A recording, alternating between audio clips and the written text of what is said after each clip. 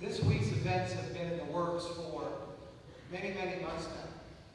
Anytime you take a full day of regular classes at Jesuit High School and do something different, you better have something worthy to take its place, and we certainly believe that we do have that.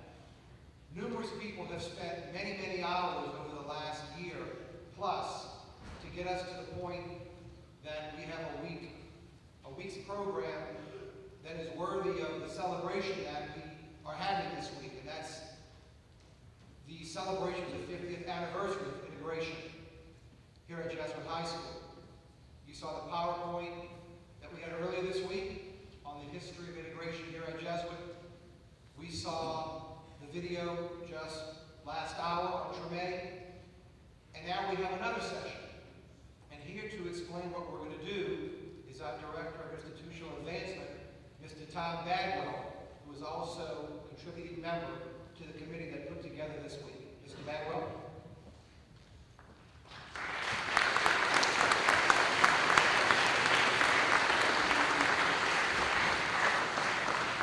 Thank you, Michael, and welcome everyone. In this morning's movie, you saw how different New Orleans was in 1962. Well, Jesuit was a very different place too. Much smaller then, about 900 students compared to the close to 1,400 we have now, most of whom walked to school, rode a bus, or perhaps even a streetcar to Carrollton and Venice. You couldn't hang out in the Commons before classes got started, before the bell rang, because the Commons didn't exist. Neither did the Roussel Building, Will Clark Field, soccer, rugby, or lacrosse. We had an undefeated football team that season, and one of the premier gymnastics programs in the state. And everyone was in the ROTC. Many of the classrooms looked the same, smelled the same, but they were much hotter then, no air conditioning. And there were lots more Jesuits, about 30, scholastics, priests, and brothers. Most of them would have worn black, but all of our students were white. Before we get to our guests, I want to remind our students that if you have any questions based on what you have heard or what you are hearing here this morning, and you have an index card, I understand we had a little bit of a challenge with that this morning, please feel free to either on a piece of paper or an index card, pass those questions to the side to teachers. Miss Lori Fasoni will be getting those questions to me, and hopefully we'll have time for those at the end. Edgar Chase III, known as to his friends as Dooky, a graduate of Jesuit High School from the class of 1967. The first African-American to serve as president of the student body at Loyola University. A captain in the U.S. Marine Corps where he served for 5 years.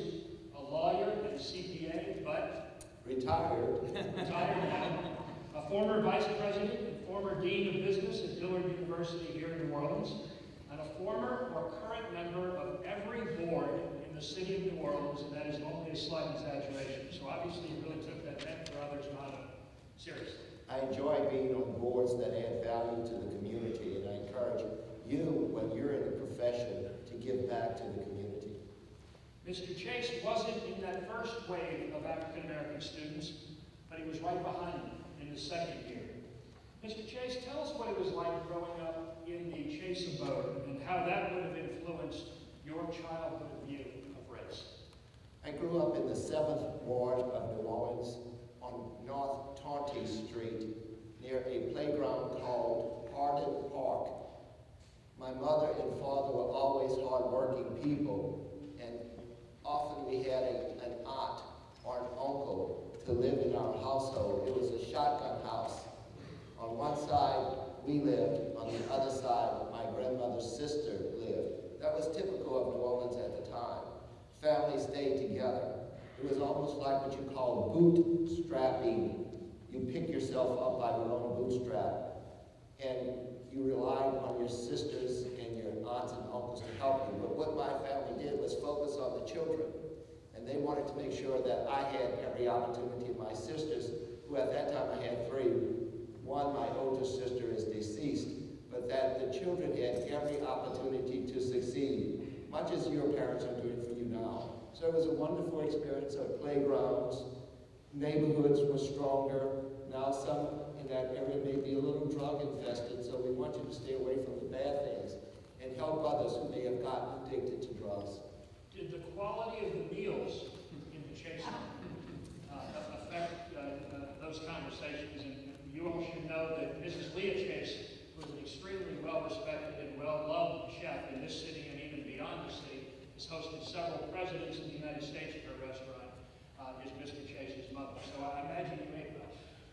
My mother and father always worked, and my mother, when she was raising us, did not work at that time, but she would sew costumes, she would sew, she would do bake sales, she would make lemon meringue pies to raise money for Flint Goodrich Hospital, where a lot of our famous black African-American doctors worked. Things were segregated then, so we had black hospitals. The schools were predominantly separated by race. I went to Corpus Christi High School, elementary school. There's only one high school for me. I went to Corpus Christi Elementary School, but the point is that we ate well, and I was always able to call up and get food at my house. Sometimes it was delivered, but we ate late because my father did not come home from work till late. The restaurant stayed open till 4 in the morning. So I might be eating fried chicken at midnight, but that was normal for me. We look forward to hearing Mr. Chase's story about his early days at Jesuit. Mrs. Morial, what year did you attend Jesuit? Good then. You Or did. good now. They say that behind every successful man is a great woman. In Sybil Morial family hit the daily double. Mrs. Morial married and was at the side of Ernest and Dutch Morial before he became mayor and when he became mayor of this city in 1978, and gave birth to another mayor, Mark Morial, a Jesuit alumnus from the class of 1976, Father Fitzgerald's class. In fact, his honor is downstairs participating in the 3-mayor panel right now. Mark Morial served as mayor from 1996 to 2002. Today he is the head of the National Urban League, one of this nation's largest and oldest and most prestigious civil rights organizations. Mrs. Morial has 5 children who still had time for a career as a teacher and eventually an administrator at Xavier University. She also remains active in the community. In fact, we serve together on a community advisory board. Mrs. Morial, you grew up before the civil rights movement really got going. Talk to us about your early days and your early views of race in this city. Thank you, Tim. I grew up in the 30s and 40s, if you can think back that far, where the city was rigidly segregated. Blacks and whites lived in different worlds, although they occupied the same land. In my neighborhood, as was common for many, many years, there were white people and black people. My father was a physician, so we lived in a grand house. But in our block, there were shotgun houses with people who were not of great means. In those early days, what the white children, there were lots of children in those days. In those days, white children and black children played together equally. But when we got ready to go to school in the morning, I would go this way to Corpus Christi Catholic School for blacks, and my friends, Beverly and others, went this way to St. Rose de Lima, which was a Catholic school for white students. And that was the world we lived in. We could not go to the same public places like movie houses. We sat in a balcony. Some movie houses had a balcony for colored people. And I remember one incident when we went to a movie, walked along to the movie with our white friends. They went in their entrance, the white entrance. We went in the colored entrance. And the next day, we talked about the movie. But there was never any, we couldn't go together. That was my world. And my parents and the parents of many of black children then tried to protect their children from the humiliation of being, quote, second class, of not being able to go places where others went, of having to sit in the back of the bus. So we grew up in a village where my parents and their friends, we did things together. We had family picnics and family parties and family get-togethers because we couldn't go to public places. And other parents looked out for us protected and happy world. But we always knew that we were not accepted by the total community. That was my world. And I attended Catholic high school. I went to Corpus Christi, and then Xavier Prep, and Xavier University for 2 years, and then left to live in Boston. But I think my way of life during my youth instilled in me to want to make changes, to make this a better society, to make this country acceptable for all people, no matter race or national origin. And we'll hear from Mrs. Morial about her experience as a parent, an African-American parent here in the early days.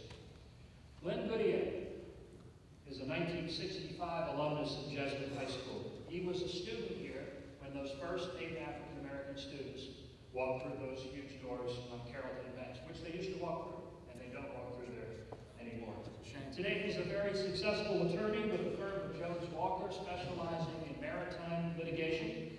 In 2011, he was honored by the New Orleans Bar Association as its Distinguished Maritime Lawyer of the Year.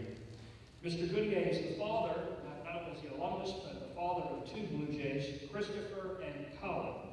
Colin was tragically killed in a biking accident shortly after becoming a physician. He was a plastic surgeon. Mr. Goodier, you grew up not far from here, near Bayou St. John, just a stone's throw away in Holy Rosary Parish. How did your family influence your views of race? And you were an athlete, so you were on the playground even before you were playing basketball for us at Jesuit.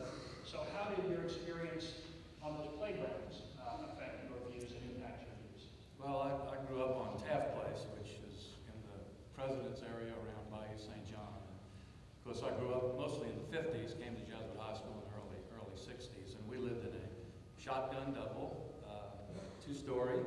My grandmother's twin sister on one side and her family of 5 children, and then my grandmother, grandfather, my mother, my brother, my sister and I. My brother graduated from Jesuit in 1959, and my mother and father were divorced when I was a very young child, so I didn't really know my father very, very well. But my brother and my grandfather sort of fathered me around pretty much, sometimes more than I wanted to be. But you know, and like Ms. Morial said, I have pretty much the same memories of the black community and the white community. Desmere Playground, which is located on the Bayou St. John, was our playground together with City Park. The NORD program then was an excellent program. The New Orleans Recreation Department had a full cadre of sporting events and athletic events, as well as theater and other things. But it was totally segregated at that time. And so African Americans were not allowed to participate in NORD programs, nor were they really allowed to come on NORD playgrounds. You know, as Ms. Morial said, we kind of lived together, you know, and we sort of played together. I mean, and my family was kind of neutral on race. I mean, I never got any, you know, oh, you can't play with this person or you can't play with that person. And I can recall getting in the buses, and they had the colored only sign, and the rule was supposedly that if a white got on the bus and took a seat, they would take the colored only sign and put it, they had little holes in the seat, and you'd put it behind. And that would mean that no coloreds could sit in front of you. But I remember getting on the bus with my grandmother, and I said, "What's this for?" And she said, "Don't worry about that. That's just the way my grandmother was, you know." And my mother was the same way. So really growing up, you know, as you said, there was a dichotomy, because when you'd go to the movies, you had the balcony, or when you'd go to school, there were different schools. So, but on the playgrounds, you know, we occasionally snuck a few games in smattered in with the African Americans from the neighborhood, and I was a better player for that. And that would happen again at Jesuit High School, which we'll talk about in just a moment. Stephen McKenna flew in. Did you fly in or drive? Flew in from Frederick, Maryland, to be with us today. He's a Jesuit alumnus from the class of 1974. He got his medical degree from Howard University's College of Medicine in Washington, D.C. Today he's a very successful bariatric and general surgeon. You do the weight loss surgery? Yes. Yes, okay. He was one of the first black students to letter in football at Jesuit High School. We'll talk about that in a moment, but I want to understand you were also quite the singer at Jesuit High School. Rumor has it. Rumor has it. You were in the Glee Club back then? Yep. That's where you sang? You have a bar too, anything you may remember? Probably. You'll send that to later? Anytime. Anytime. Anytime. Mr. McKenna grew up across the street from St. Augustine High School. How did you end up at Jesuit? The bus. And my dad. Well, I grew up in a much the same general neighborhood that Dooky did, in the 7th Ward. And it was all black and Creole. You know, back then, people don't talk about this much. Really, in my estimation, there were 3 New Orleans. There was black New Orleans, there was white New Orleans, and there was Creole New Orleans, much like you saw. And I came from Creole New Orleans, which was a mixture of people that looked like me. I was a little darker then than I am now because I had sunlight. Okay? I live in Maryland now, and there's a lot of gray skies. But I was playing shirts and skins, you know, back then, and I was the skin, and I was a little darker then. So I was in the first wave of kids that integrated the elementary schools, but a little younger than you, in 62, 63. And so I went to St. Leo. I came from Corpus Christi, which was all black, and there was a school 1 block away, Sacred Heart, wasn't Sacred Heart, which was all white. And I never understood why there were 2 churches a block apart, and they were 2 different parishes. So the church was just as segregated as anywhere else. I think part of the story is not to deny what happened, is to talk about what happened and how things really were, not how we wish they had been, but how they really were. So it was very, very tough to understand what was going on. You know, you couldn't go with him, or they couldn't go with you. So I was moved to the white school by my parents. I was 7, and the first day of school, I was exposed to racism. I had no idea. The N-word was used, and I didn't know they were talking about me. You know, it's not like now, you know, when you turn on the rap radio and, you know, hey, hey, hey, you know, and everybody said, yeah, I want to be like that. Yeah, you call, yeah. No, it wasn't like that. That was a very bad word. That was like calling somebody something really, really bad, okay? And that started early on. So when it came time for me to decide for high school, 7th grade, I lived across the street from St. Paul. Okay, literally there. My front yard was their backyard. And all my family had gone there. And I made a decision I didn't want to go where they went. I took the road less traveled. Some of you, if you haven't read that poem, you will.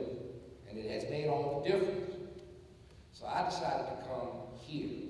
And I almost didn't because people said some things to me that almost made me change my mind, but I said they're not going to run me. What did they say? Well, why are you going with them white boys? Basically. You know, we didn't like white people in my neighborhood. And a lot of us could pass for white. My mother could go to when my mother was with my sister, when my mother was with her sister, she could go to the white side of Pontchartrain Beach. When she was with my daddy, she couldn't. Because my daddy was just a little too dark. He couldn't Poisson Blanc, which was pass for white. He couldn't do it. My mother could. So there was a lot of that. There was a lot of, everybody wanted me to go to St. Paul because they didn't want me exposed to what some of the stuff that I was exposed to here. But I decided I was 12. Some of you, I was just before 8th grade. I came in 8th grade. So I was like you guys. And I made a decision that they've been calling me this since I was in 2nd grade. What difference is it going to make? So I decided not to change my mind and come to Jesuit. And there were days you probably loved Jesuit. Almost every day I love Jesuit. But not every day. But not every day. We're going to hear Mr. McKenna's story in just a moment about the day, perhaps he even hated Jesuit High School. Mr. Chase, who decided that you would attend Jesuit, you or your family? It was really Archbishop Rommel at the time that Stephen was talking about. Schools were not integrated. So I think the Archbishop got with the Sisters of the Blessed Sacrament, and I was in the 8th grade. Sister Anne Marie was had a lot of confidence in me that I could be a good student, an excellent student. And we were studying Vatican Council, new Vatican Council through Pope John the 23rd, and the Archbishop talked to the nuns talks to my parents tell me I'm going to Jesuit high school. I wanted to go to be a purple knight at St. Aug, but my mother and father said, you're going to Jesuit high school. Any reservations or resentment about, in the beginning, about being shipped to? My parents are wise people, and I went to in my opinion, the best school for me, Jesuit high school. Some of our pioneers, as they have been termed, those first 8 and then even beyond that, talk about feeling excluded or even worse. Now, you have already shared, overall, this was a wonderful experience for you. Right. But that probably wasn't the case for some of your classmates. And not for me in the beginning. Actually, when we would sit down on those little benches, some of the students at Jesuit, and Glenn may not recall this, but would come and throw water bags down on us. Some would spit on us. Some, when we would walk up the stairs, would move to the side, like if we had leprosy. So if you ever think of Jesus Christ and, and the people with leprosy, they would say, oh, like, don't touch him, you might get something, like if we were diseased. That did have an impact, unfavorable impact on some of my colleagues, and it could cause a mental impact. So you have to be aware of how what you do might cause a mental impact on other people that's not healthy. And sometimes during lunchtime, they would have to go and see Father Ken Budendorf. I don't know where they went. I said, why are you not going to go play basketball? They would be in counseling with Father Ken Budendorf. Did that anger you? How did you get through all that? I did. I'm not that strong on understanding mental illness. So I couldn't understand what was the problem. We don't have the problem. If these people are throwing things down on us, they have the problem. They have to deal with it. We would just go about our lives. And eventually they will adjust. And the Jesuit high school people that I entered with all became very close friends of all of us. Not every student graduated who was African American, but the ones that did, we became very close, and we still are very close.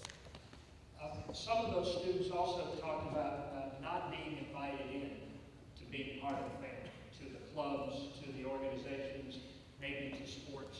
Well, but you quickly joined. You were in the band, right? I was in a band, but I always wanted to play baseball. You know how your ego tells you you're very good at something? I thought I was very good at baseball, but I did not make the Jesuit high school team.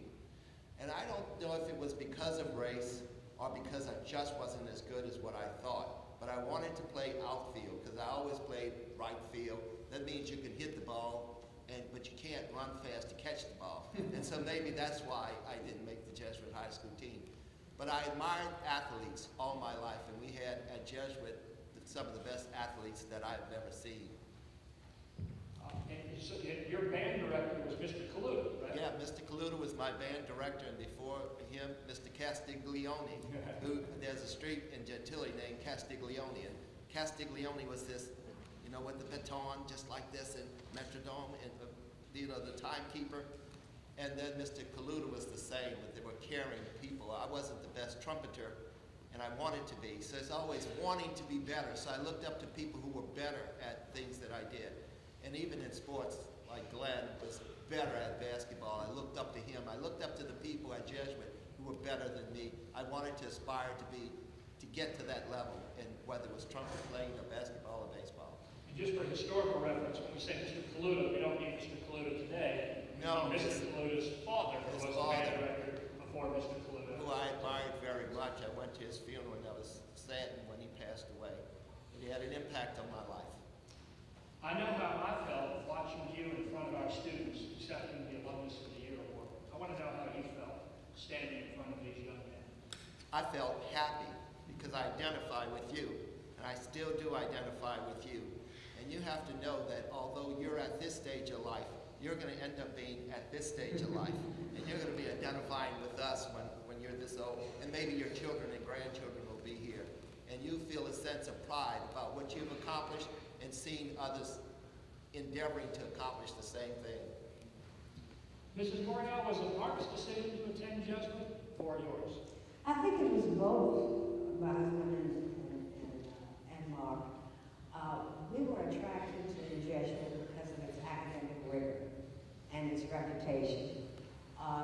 He looked at other schools, but he wanted to come, and we wanted him.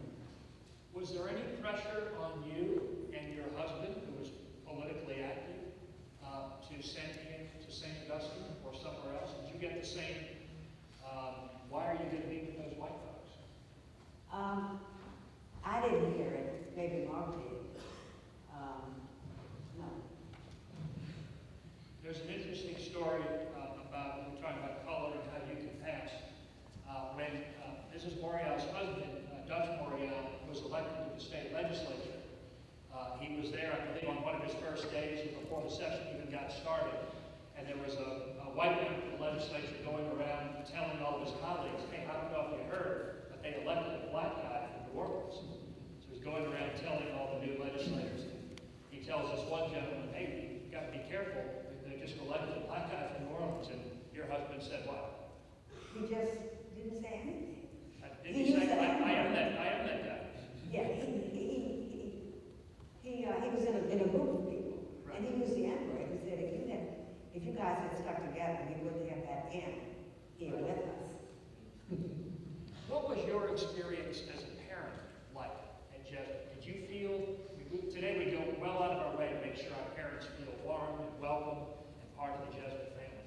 How did you feel? We felt welcomed by the faculty, the administration, but we had concerns and angst about what rejection, what slights that Mark would experience, because he was a strong kid. But we didn't want it to impact him emotionally, to feel less. And he was an athlete also. He played football and he played basketball. So there's a camaraderie with the team. So he didn't get as much as some of the other black students did during that time. But I remember when he was a junior, I think, he approached the administration about observing Black History Month, which is February. And he said he wanted to share the contributions of African Americans to this country. And they were a little hesitant about it. He said, well, we have Irish, and we have Italians, and we have Hispanics. And Mark said, but no one knows our history. I think this can also be a learning experience for the white students. And so, although there was undercurrent of rejection, he did it. And I think it was very effective. I think it opened some eyes. Didn't change people, but there was a story about America that they didn't learn in school. And so, but he took a lot of fun. Did he ever come to you or your husband and say that he felt like he didn't belong in Jesuit? Well, he would talk about, I don't think he personally got a lot of rejection. Some students were cold, but the other black students did. I remember one time there was a fight a block away, and it was about some slur that a white student had said to a black student. It infuriated me so much. And that's what my husband and I were afraid of, that something there would be an outbreak, and it would be embarrassing, and to both sides. Mr. Goodier, you were here when those first African Americans arrived. What do you remember about that first day and that first year, 62, 63? Well, I was a sophomore, 1962, and I recall sort of the build-up to it in the sense that I remember my mother just saying, you know, there may be some commotion at school today because they're going to integrate the school, you know. And, you know, back then the word bigot wasn't really known because it was just like, well, this is the normal thing for the kids, you know. The normal thing is that the African Americans go to this and that, and there are 2 water fountains, and, you know, I go drink out of the white water fountain. I mean, why do I do it? Because it's just what we do, you know. And, but I remember, you know, I took the Carrollton bus every morning from the Bayou St. John area, and when I came up, there were a number of ladies on the Bank Street neutral ground area holding up signs. And I don't remember there being very many police, and don't remember my friends, or at least the people that I was around, the guys on the basketball team or whatever, really feeling it was all that much a big deal. You know, in my mind, I was thinking, well, we have these 8 kids coming to school, and they're going to be different, you know, just because that was the normal thing. They were different than we were, because that's just the way it was, you know. So, but there wasn't any, I don't remember the water balloon. I remember some water balloons on some other people. Okay. But, I remember when my oldest son, who was a very slight kid, takes after my wife, came to school, the seniors put him in a garbage can, so. Nobody put me in the garbage can, thank God. But anyway, that, you know, it just wasn't, you know, it was sort of like, in our minds, I guess, was, well, you know, we understand, but you know, gee, these guys are going to come to this huge school full of a bunch of white faces, and it's going to be a little tough for them, you know. Did you have any personal interaction with the African-American students? No, actually, you know, I was talking to Dooky before. I was trying to think of African-Americans in my classes through the rest of the years, and I can only remember one class where a guy by the name of James Berrill, who was actually touted to be an excellent athlete when he came here, but I don't remember him ever really making the football team. But you know, I just remember him sitting in the class, and everybody just, there he is. You know, so. Did you have a sense that this was a good thing, a bad thing, or just a feeling of indifference? At the time, it was more of an indifference. As I said, you know, it was just a normalcy. You know, you grew up with, you know, twin water fountains and different places to go. And so it was, you know, just a kind of for a kid, you know, it was a little bit different. I mean, I know for a fact, I mean, there were tremendous amount of bigotry amongst the parents, you know, that, because I saw that later on, but they were very, some of them very vocal and violent about the fact that there was going to be integration. But that was true throughout the South. I mean, that's... Mr. Goodier was quite a basketball player here at Jesuit High School. He participated in one of the most talked about basketball games that very few people got to see. In fact, the story was made into a movie, Passing Glory, on TNT. Tell us, kind of give us the ramp up to that, and tell us about that behind closed door game against St. Sure. I don't know if you all know, but Jesuit High School won the state championship in basketball in 1964, 1965, and 1966, which is, I don't know if there have been many teams to do that, if any. The 1965, I played on the 64 and 65 teams. 64 team had 2 losses. The 65 team had 1 loss to a team in Pensacola that won the Pensacola State High School basketball title, and it was the biggest home job I've ever seen, I can tell you that. The 1965 team was a little bit special in the sense that we still hold, can you believe this, no 3-point line and no dunking allowed, thank goodness. We still hold the state scoring record in the Final Four state championship. We scored, in the semifinals, we scored 101 points, and in the finals, we scored 100 points. So we thought we had a pretty good team. We wound up at the end of the year ranked in the top 5 in the country in basketball, and we were all white. Of course, the Louisiana State High School Athletic Association was all white. The African Americans had their own athletic association. They had their own state championship. And of course, one of the big contenders was St. Aug, obviously. And we were getting ready. We had finished, we had gone undefeated in the district. You know, we had scored over 100 points 7 times in the year, which has never been duplicated, I don't think. And we were getting ready to go to the state championship, and there was about a 2-week lull, I remember. And our coach was Dick Francis, and he called us around the circle after practice one day, and he said, we're going to have a scrimmage. And at that time, we really didn't know what was going on in the background, but I found out later on because I got involved when we had when they made the movie Passing Glory, ESPN and others interviewed a whole bunch of us. And I found out in talking to Dick Francis at that time that the presidents, who were very, very honorable men of both Jesuit High School and St. Aug, got together, and they decided that if there ever was going to be a time that you could integrate the Louisiana State High School Athletic Association, that these schools had to show that these 2 teams could play against one another and not get in a fight or there wouldn't be some horrible, aftermath of it. And so Dick Francis called us around, and he just simply told us, boys, we're going to have a scrimmage, and we're going to scrimmage St. Aug. Well, we didn't know St. Aug. We had never played an all-black team. We never played a team that had an African-American on the court. It was all, even when we went to Pensacola, it was the same thing, all white players. So he said it's going to be a scrimmage.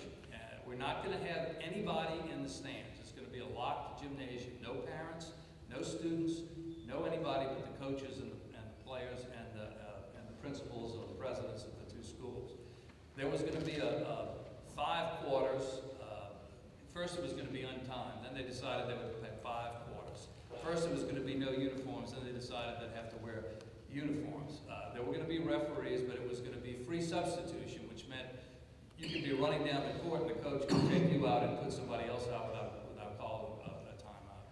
But the big thing was there was going to be no score, there was going to be no winners and no losers. So after the coach tells us that, we were in the locker room, and the biggest question was, why the hell are we going to do this?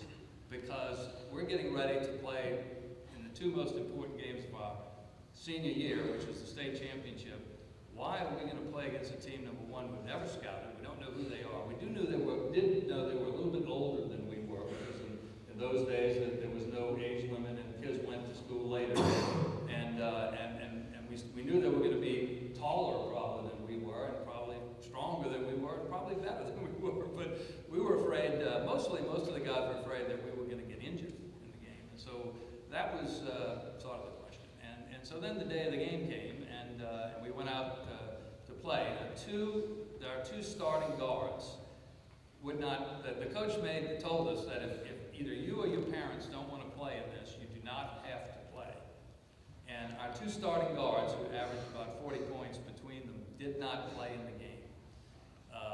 One of them, I'm pretty sure, was because the father, the stated reason was that they were worried about his scholarship, and if he got hurt in the game, he might lose his scholarship. But I really think the reason was more of a bigoted reason. The other one had the flu, so I can't say that was any reason other than he had the flu. So we played the game, and there were no fights. There were no, it was no confrontations. If I got knocked on the floor, St. Aug would pick me up. It was just an athletic event. And once you cross that line and got on the floor, we were just athletes. We weren't different colors or different people. And that's what I remember. Jesuit, we take winning pretty seriously. Who won the game? St. Aug.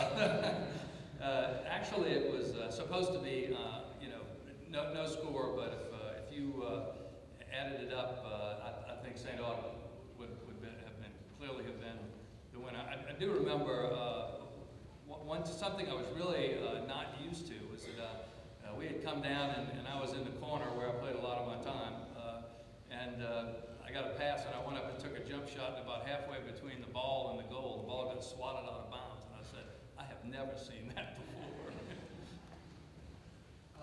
By the way, Mr. Goodier didn't mention it, but he got a PH on his first day at Jesuit High School.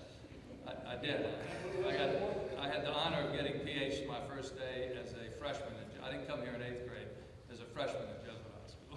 Talking in the commons, or what would have been the commons? Yeah, well, we used to go to the basement. You remember that? Yes, we'd all line up in the basement, and they had lockers down there, and they would have the announcements or whatever. And I dropped my books, and here I am, as I guess some of you were, a very frightened little freshman, and dropped my books and asked the guy next to me if he would help me pick it up. And the math teacher came over and told me, "You're talking in line." So when I came home that day on the bus late, my grandmother said, "Why are you so late?" And I said, "I got punished." And she said, "My God, first day of school." It turned out okay. Made it through. Had a few more of those. Dr. McKenna is one of a handful of Blue Jays who submitted an essay for a special edition of J-Notes coming out in March. And if you don't read J-Notes, please make sure you read this next edition. He wrote about his experience as a member of the football team and the week we played St. Augustine. Take us back to that pep rally. You were a pretty good football player, weren't you? I was. All right. I was. I'm a was-been, not a has-been. I'm a used to be. Anyway, I was the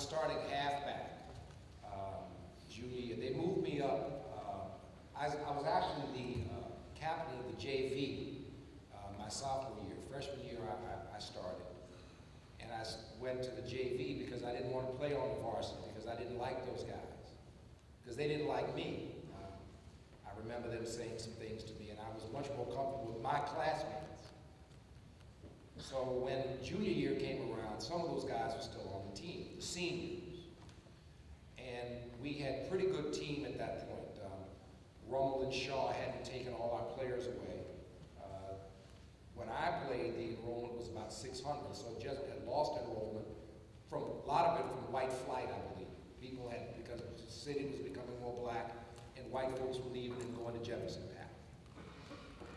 So a lot of guys I knew that I started with were playing on the other teams, you know, when I met them on the field. So it's the St. Aug week, and I live across the street from St. Aug. You know, they're calling me an Oreo.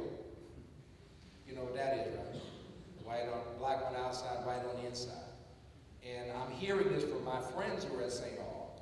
And they say, we're going to get you. You know, such and such knows who you are. You're number 30. Number 30 is going down. So the bounty system, they had nothing on us. Okay? You know, Sean Payne, they had nothing on what was going on back then, let me tell you. Okay? So they hit you for free. They didn't need money. It was just, okay, we're in the chapel, we're all friends. This is what was going on.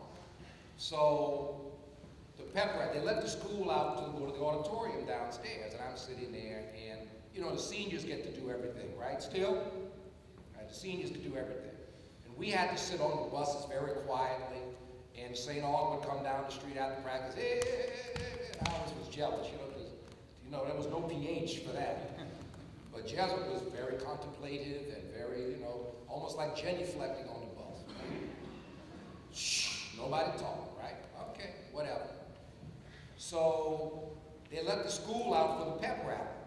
And first thing they do, you know, you make fun of the other team, right? You know what you say about De La Salle. You know what you say about Holy Cross. You know what you say about everybody else. What are they going to say about St. Aug? First time this has ever happened.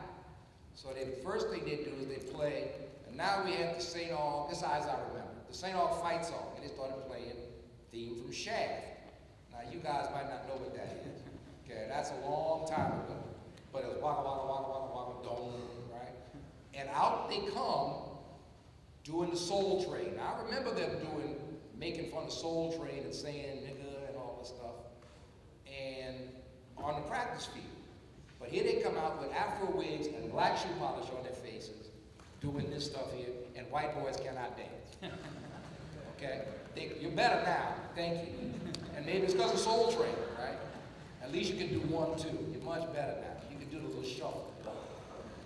Yeah, I know about all that. I got dogs. Don't touch them. Off limits. Okay? So they come out like that.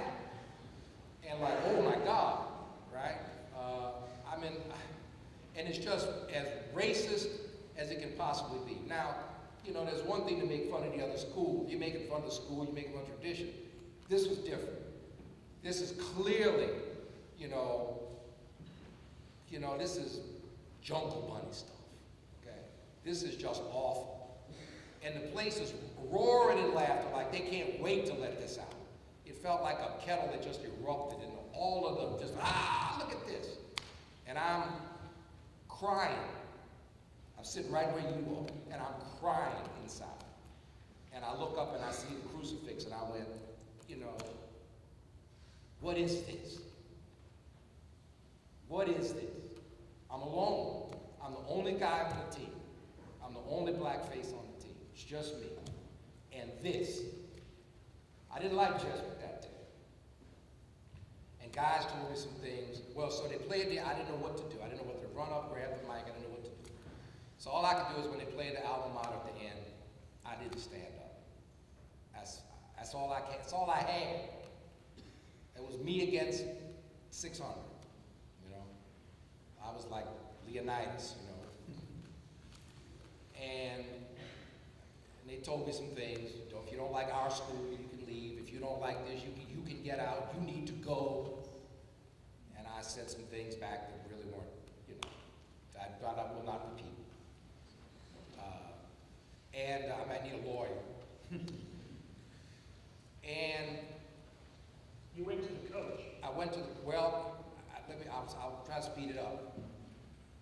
then that night and when we went to practice, it happened again. A guy says, you know, I know there's one on the bus, but I'm gonna say this anyway. One, there's two everything on the bus. You know, there's two managers, two dummies, there's two everything. That there's only one me. But if this is more than a football game, this is about our school, our heritage, and our race. And if anybody doesn't like that, that's too bad, but that's what it is. Okay. So there was almost a fight on the bus. I was in the back, he was in the front. That's the only reason there was, because I couldn't get to him. And he couldn't get to me. And they pulled me out the back, and the coach was John Arms, a Marine. And he comes up to me, what's going on, what's going on, what's going on? And I said, well, you know, I can't play. He said, what do you mean you can't play? I said, I can't play. Why can't you play? Because I want St. Aug to win. I want St. Aug to win the game. So I can't play, coach. He put his hand on my shoulder pad, and he grabbed me. He said, I want you to play. He said, let me tell you this. Can you play the game and not do anything to make us lose, but hope they win? I said, really? He said, now that's crazy, huh? But he says, I know you want them to win, but I want you to play anyway. If you promise me you won't throw the game. I said, I promise I will not throw the game. I will do my best, but I hope they win. Okay? He said, I'll take that. You start tomorrow night. You know, I said, okay. So I had a decent game. I blocked the punt. Ulysses Aberdeen kicked the ball. I blocked it, rolled down the 2-yard line. Instead of picking it up, the guy fell on it. Next play, quarterback fumbled the ball. Wasn't me. Swear it wasn't me. And we lost 17-3. And I was very happy about that outcome. But you know what's interesting? Because of the statement it made, I didn't like losing. I never liked losing. But it's the reason we lost. It's why. And I tried my best. But it was a very difficult, emotional situation because they made you take sides. You had to take a side. We weren't all as one back then. We just weren't. And we had to take a side. And it wasn't, but one guy afterwards called me at home, one teacher, and apologized. And the captain of the football team, Steve Ripper, apologized to me afterwards. He said, Steve, I'm sorry that happened to you. And those two guys, John Sirio, who was over at Keogh, France, and Steve Ripper, who ended up playing for Bear Bryant at Alabama. So one member of the faculty recognized what was going on, reached out to you. One. Guess what? That one is right there. John Sirio. John, I thought that was say hi to Dr. McKenna.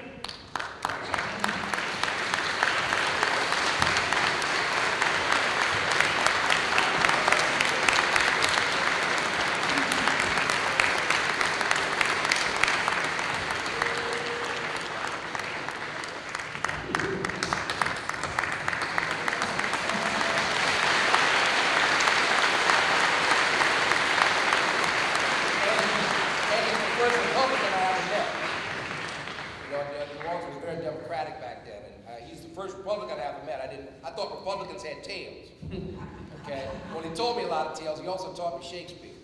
You know, in sooth, I know not why I am so sad. Okay. Lori, have any questions been coming in? If you have any questions, we're going to continue our conversation, but if you have any questions, please move them to the side to our teachers, and they'll forward them up this way. Was there one moment in your Jesuit history and formation, this is looking forward now, that you have relied on and has helped you in your either personal life as an adult or professional life? Dooky, let's start with you. I remember the priest at Jesuit would have us go on Saturdays to housing developments. And we would go to Desire Housing Developments to play with children there. And also the priest would take us to, it was right across the Huey P. Long Bridge, there was a facility for women who got in trouble with the law, and we would go there. but I think the priests were telling us to get outside ourselves, that maybe others in society did not grow up the same way with the same resources you had, and society did not give them a fair shake in life. But you should try to understand that side in order for you to make a better society. So I think those experiences stood out for me. Mr. Goodier? Well, I think when I came to Jesuit High School, I was a very shy young guy, and I really hadn't starred very much in athletics in grammar school, but it was the discipline here. The discipline not only in the school, in the academic area, but the coaches that I had took a very deep interest in me and in everybody, and they kind of gave me that inside meeting to really take an interest in people and try to help them as best you could. And one coach in particular worked so hard with me for so long, that and unfortunately he's passed away now, Mickey Simons. Remember Mickey Simons? But he did that with so many kids and developed so many kids who really were just marginal athletes when they came here, and he helped them build a team, and the team spirit, which is something we carry through, and I even carry through today in my practice of law. Dr. McKenna? Well, I was faster than Manti Te'o. I had a better 40 time than he had. Okay. It was tough. Some people paid good attention to you and they developed you and they wanted, and other people just kind of. No one ever suggested I become a physician. That was never suggested for me. They suggested I go into the military. Everybody wanted me to stay in ROTC. And I remember being in ROTC and somebody saying, today we're gonna learn how to kill goose. And I guess that's why I'm a doctor, because I didn't want to kill anybody. And that's okay. I know what the military does. God bless them all. I thought about being a military doctor to go try to save our guys, but I stayed in private practice and in teaching. Jesuit, my senior year, they actually brought me out to recruit in black schools, in black grammar schools, to get kids to come to Jesuit. So it went from junior year, shoe polish and afro wigs, to being a recruiter for the school. It was the darndest thing. So something had changed. Something in that one year had changed. And I'm grateful that I was here. I used to sing in the choir, I used to sing back there in that thing, in the choir loft. Peter Finney and I, who was the editor of the Clarion Herald, he was one of my closest friends, still is. And we used to sing up there and sing towards here. So Jesuit gave me a lot. It let me, I still recite some Latin to this day. I still know a little bit of Shakespeare. I can still play piano. I can still sing. I can't dunk or run around that much anymore. My knees and this extra 40 pounds won't let me do it. But like your dad, low belly. But I love the place, love you guys, and I'm so honored that you let me come back and talk to you today. Thank you so much. We have one quick question from our students, and we'll see if we have time to get to some more. Were there days, Mr. Chase or Mr. McKenna, that you ever didn't want to come to school for fear of being bullied or because of your race? Never for me. No. What about after that event? I was mad. And I wanted to take my frustrations out. But it's interesting because I was a philosophical kind of kid. Maybe I still am. I overthink things. And I realized that everything they said to me when I went back to my neighborhood, they were saying the same things about my friends in Jesuit. For every time I got called something bad, something racial, nigger or something, I went home and they calling you the, honkies and this and that. And nobody knew anybody. And I'd ask my friends, I said, why do you hate white people? Because we do. Well, do you know any? No. But I hate them anyway. And I don't ever want to know any. And it was the same thing. Why is that sign there for the colors? Because that's just the way it is. It's there. There's a line. There used to be in the stands. You played a public school or like in Chalmette, they had a couple of, I don't know if it's still that way or not, but there was a all the black families would sit here, and the white families would sit there in the stands, on the same side. On the same side. So, but I don't think that goes on anymore. There was no interracial dating. That never happened. I was in a panel with Mr. Bagwill, and they were talking, and the young lady brought him in from Dominican. First time we ever saw a girl from Dominican walk in. Oh, Lord. Okay. Skirts in Jesuit. Everybody was in that class, brother, let me tell you. And then they asked the girl what would happen if you were set up on a blind date with me. And three of the girls kind of looked at each other, and one girl said, "Oh, I don't have any problem dating Spanish boys." And just like that, the place broke. Said, "Oh," and then they told her, and she went. All right, we're in the lightning round. We've got about a couple of minutes left, so we're going to go quickly.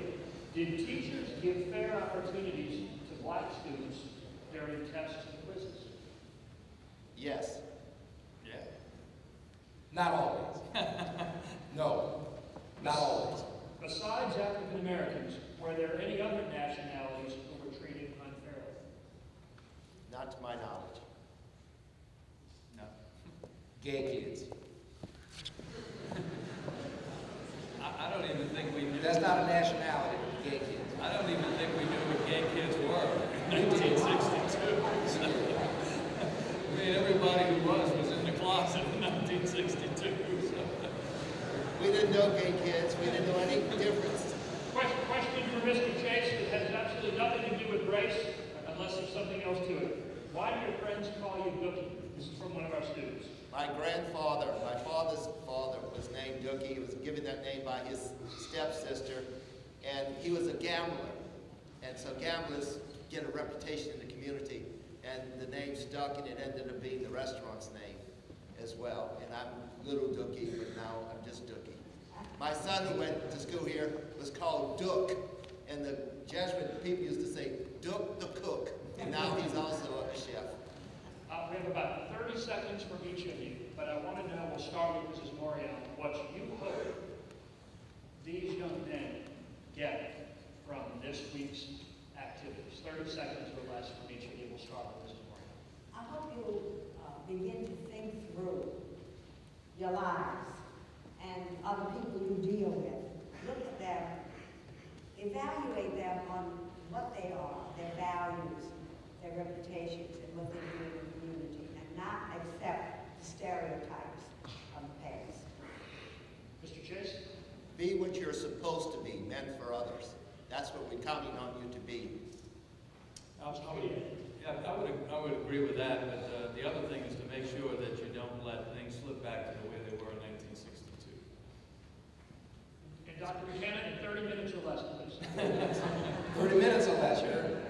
In the words of Robert Frost, these woods are lovely, dark, and deep, but you have promises to keep, and miles to go before you sleep, and miles to go before you sleep.